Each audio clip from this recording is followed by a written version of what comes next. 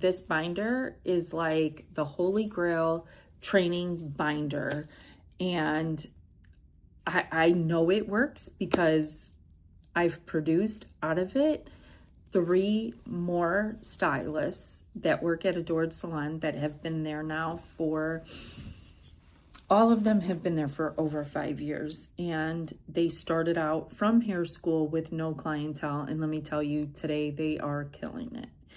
And they also had to buy in on this thought process, but it was giving them groundwork to be successful. It was giving me groundwork for how I was going to make this happen. Huge, huge, huge, huge. Hi, I'm Jennifer Janish, owner of Adored Salon and Adored Signature Hand-Tied Hair Extensions. I'm obsessed with curly hair. I cut it, style it, and extend it, and this podcast is all about my curly girl obsessions that stretch far beyond just curly hair. Hey, it's me, Jennifer, from the Curly Girls Obsessions that you are listening to right now. And if you are having this video succeed the last one and I'm dressed the same and the background looks the same, yes, I'm batch recording. These are happening on the exact same day, just back to back, because I've had a lot of topics come into my DMs, and the one from last week and the one that I'm focusing in on today have really been big ones. A lot of people ask me these questions, so I want to have somewhere to direct them, and why not to these podcasts? So let's get into the next biggest question that I'm always asked. How do you run your commission salon?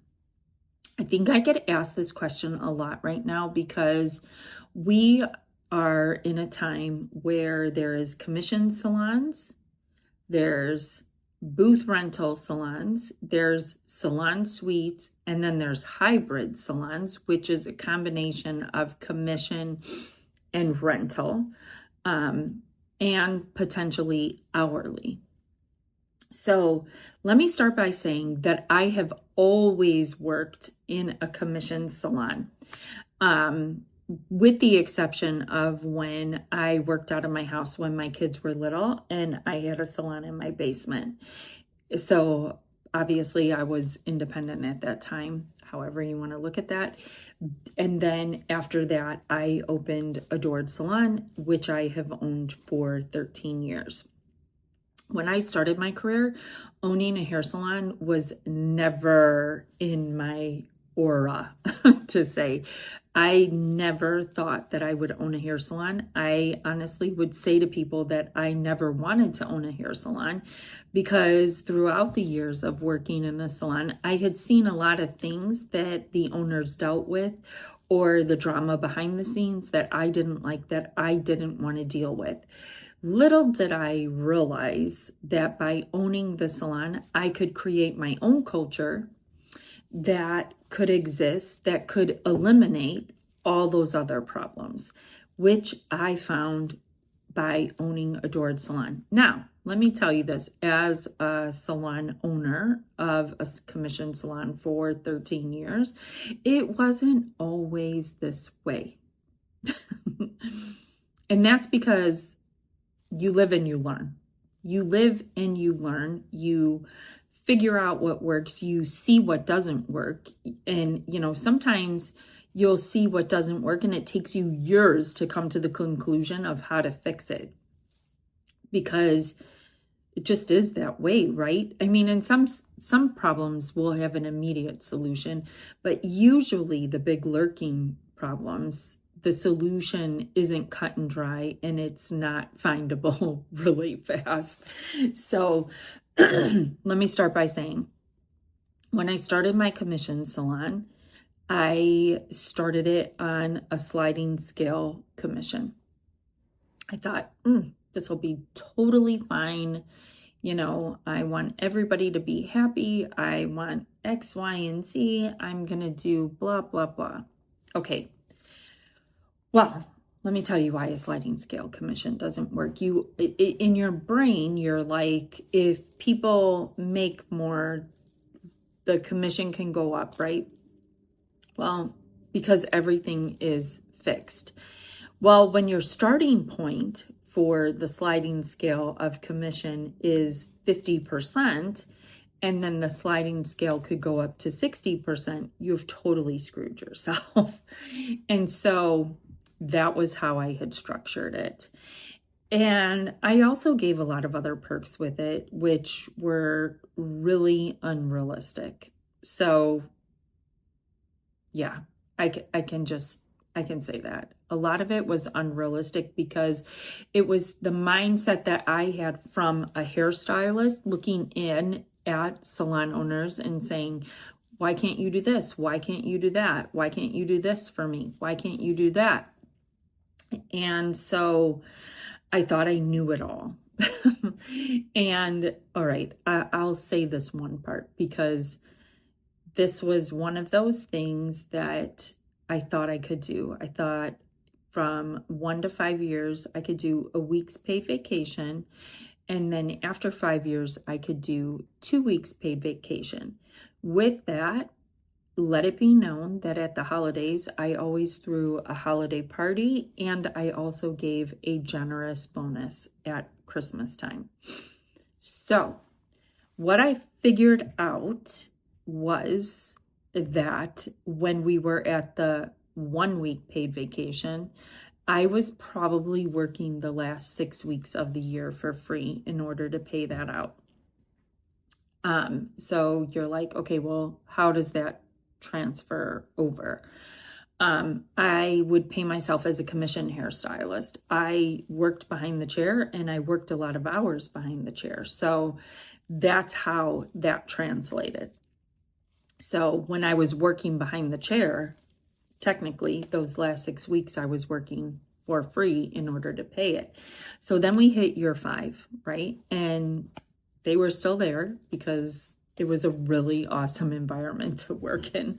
Why wouldn't you want to stay there, right? You were making a lot of commission. You were getting these great perks. And I was holding it all together. And so then at year 5 of the business, I was like, holy shit, now I am working the last 3 months for free in order to pay this. And I know what you're saying, like, okay, well, if you put money aside, blah, blah, blah. Okay, well, when you're paying those high commissions, what I was not realizing was like, it wasn't working, right? So you start a business in order to be profitable. At least that's what you think. And when I started the business of Adored Salon, I was just grateful that I could create an environment that I wanted to work into with people that I really liked. And what ended up happening was that environment owned me. But I wasn't ready to give up. I just was trying to figure out a solution. And when COVID hit was really when this hit me in the face, right? I think I just kind of went along thinking in my head, like, it's working, it's working, it's working, because I wanted it to work, right? I wasn't going to close this salon. I needed stylists there in order to make it happen. And so COVID definitely gave me a moment to reflect and reset and get things back in order. And that is exactly what I did. And I did lose talent over this, but the reality was that even though I lost talent over the structure, they could not go anywhere else and get that deal either, right? Even if they worked for themselves in a suite, because you're working for yourself in a suite, you're still going to have overhead, you're still going to have all the things. So go ahead and try it, right? But I can guarantee that the amount of marketing and all the other perks just weren't going to be there. Didn't matter, right? Like, they were like, whatever. I changed the commission structure, and one stylist stayed with me, my ride or die Jackie. And I think that Jackie also knew that the situation in which she had still was amazing. And it worked, right? And Jackie still works there today. She has been there with me the entire time, and she's been through the hard times. She's been through the good times. We see things together, and she, I think, values the fact that I'm a little bit older and I've walked exactly where she is in her life, to have respect for her schedule, her how things roll. And that has definitely worked with us. So with that being said, I still do a 50-50 split, but we have changed things. Okay, so we have changed from, we've implemented parts and labor, which I think was crucial to the hair salon, because after COVID, the cost of products skyrocketed, right? I feel like pre-COVID, a box of foils was $9.99. After COVID, it was $27.99. That box of foils is never going back to $9.99. Maybe it was $12.99, right? But it's never going to be like, okay, yeah, we're done. Inflation's over, blah, blah, blah. We're going back to this low price. No, it's not. So we split things into parts and labor. We have a price for our services, and then the client gets billed for the cost of the parts in order to do the service.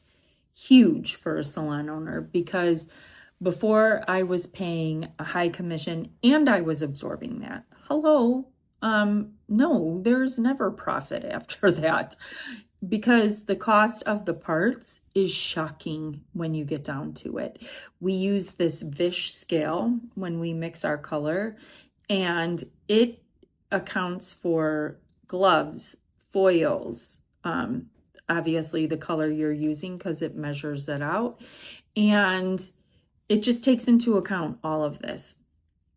And so when you implement this parts and labor, now the client's fully paying for their service, right?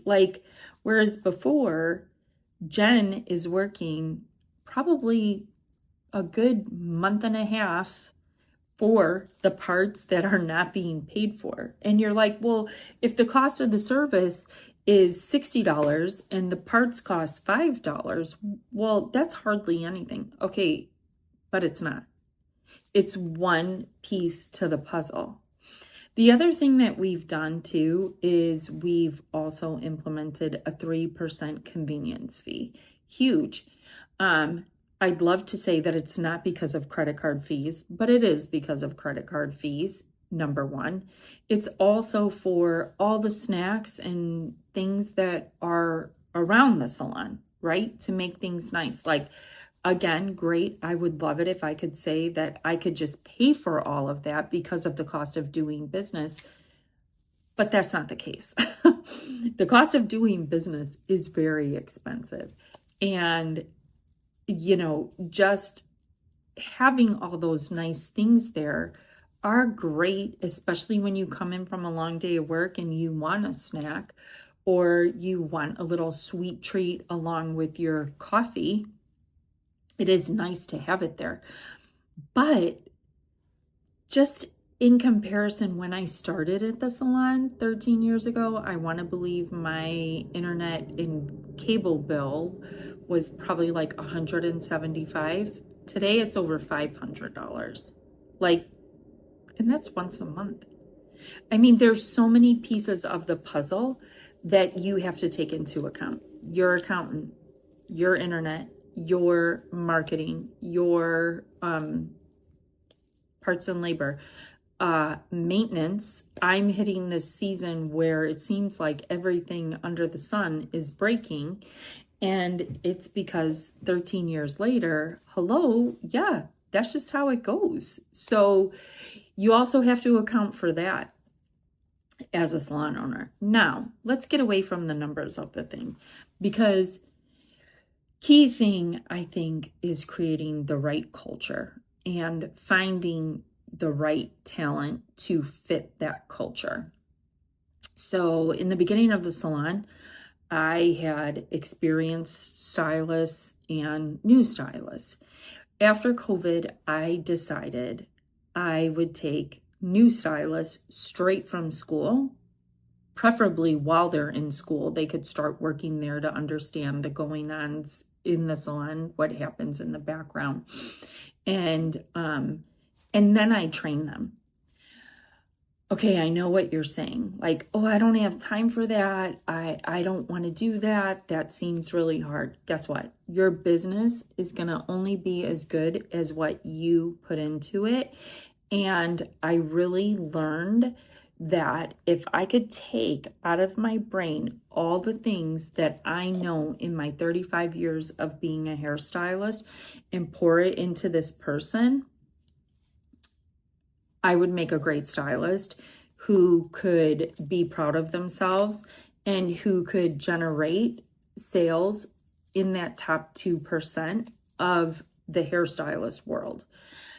And I know a lot of hairstylists don't have this systematic sit-down business type of mindset, but the way that I do this, and I found it through one of my clients who heads up the nursing team at Rush.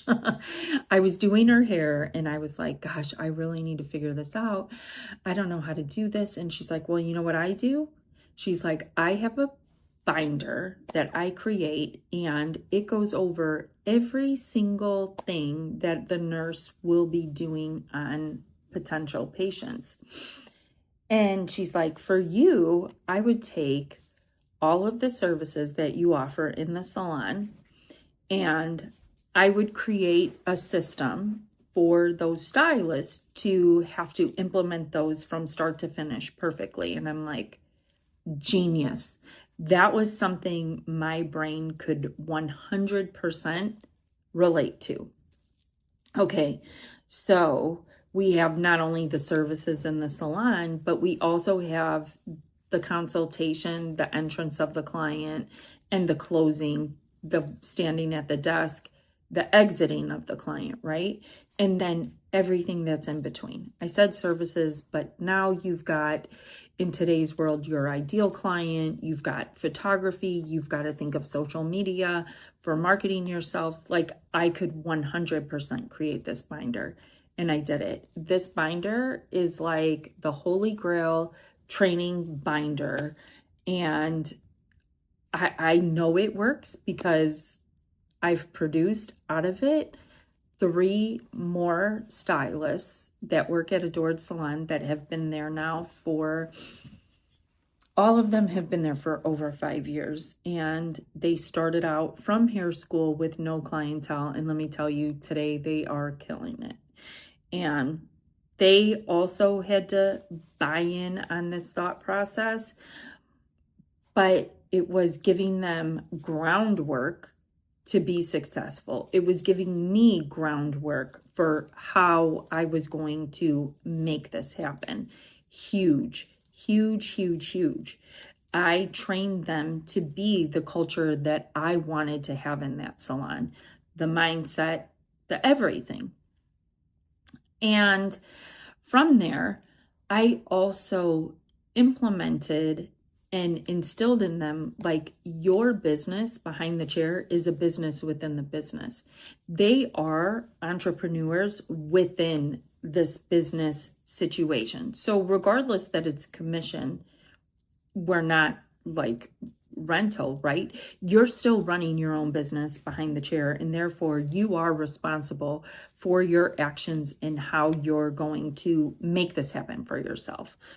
And so that happened with that binder in weekly meetings, going over what were their takeaways, what did they like, what didn't they like, what did they notice going on in the salon that sparked interest or gave them an aha moment, or what did they do in this binder that I didn't necessarily like. or that I didn't think was going to help them, right? It was like me giving them the building blocks to build that business behind the chair and make it successful so that today, 5 years later, they are operating in the top 2% of the hair industry. And when I say that, I'm talking about the hairstylist that is producing over $100,000 in services a year. Because in my mind's eye, those are the people that I want to hang around with.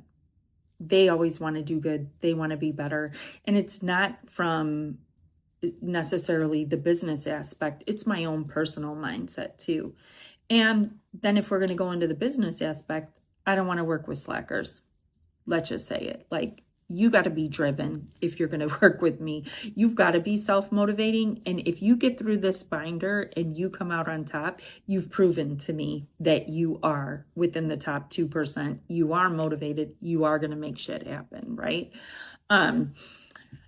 With that being said, though, too, the business within the business, I also protect their freedom. I'm constantly asking them, is their schedule to their liking? Do they need to work less hours to make this applicable to their life? Is this feeling too hard? Like, that is something that nobody ever asked me while I was starting out in this industry. And honestly, I think it would have been amazing because no matter how many hours a week I worked, I was always going to produce. And had I had a little break in there, I probably would have even produced better.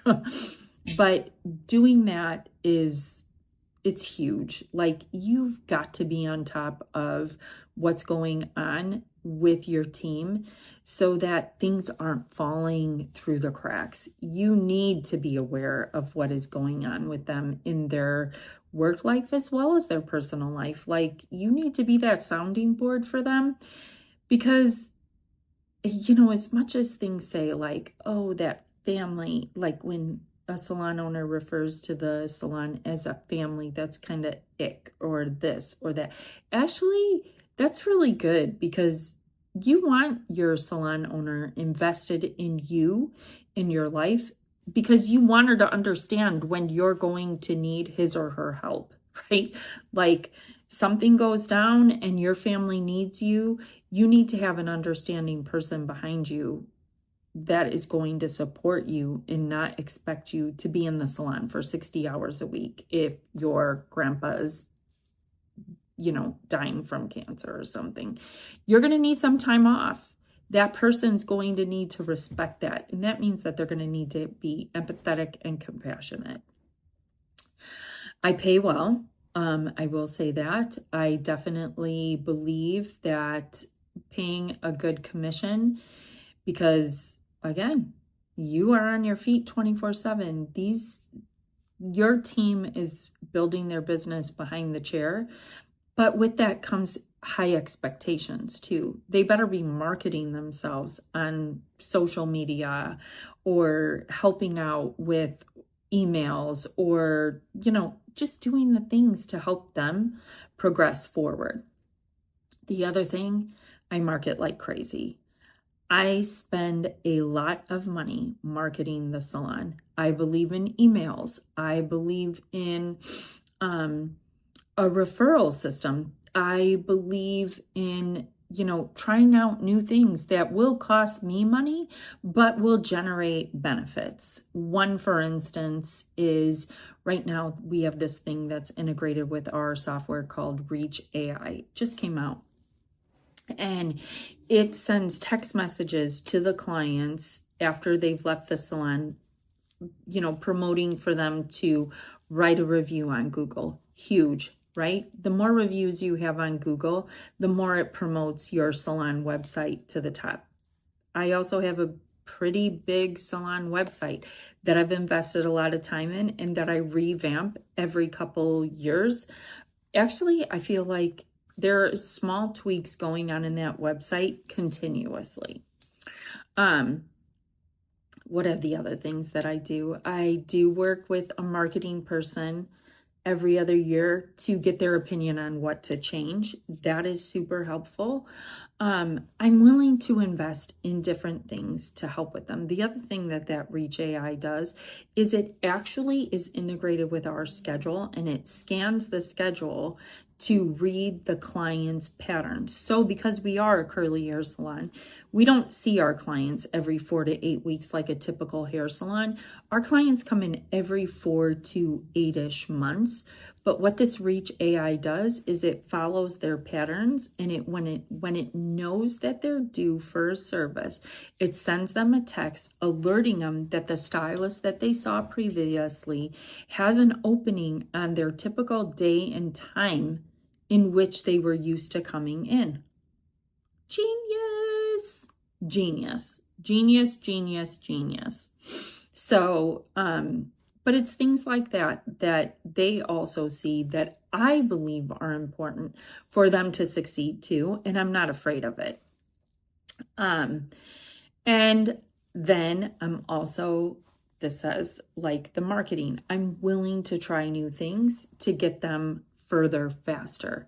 I'm willing to take their advice and not always take it as criticism, take it with an open mind and see how we can expand on it, right? And I think that they like the try new things thing too, because one, it kind of scares us all, right? It pushes us out of our comfort zone, but it also allows us to all succeed or fail together on that situation. And because we are a commissioned salon, they know that they've always got a team and a sounding board behind them, 100%. And I invest in them. Huge, huge, huge, huge. In my 35 years of being a hairstylist, so let's say I've owned Adored for 13 years. And then when I was in my house, it was for 8 years. So let's say for 21 or 22 years, it's been me, the front runner out of those 35. So take 22 from 35. What are you at? 13 years. In 13 years, I had one salon owner invest in me and my education. And when she did that, let me tell you, my ability to produce and want to produce for her was 100 times more than any past salon owner that I had ever had. And when I say this, invest in them. Classes that they want to take, I'll pay 50%. I think it's important that they have skin in the game, because then it's on them too if they fail, right? So we pay 50-50. If they leave the salon before, when I do that, it comes with a clause that is, you're going to stay at the salon for 2 years. And if you leave before that 2-year mark, you're going to pay me back your portion of that. That's it. Just is the way it is.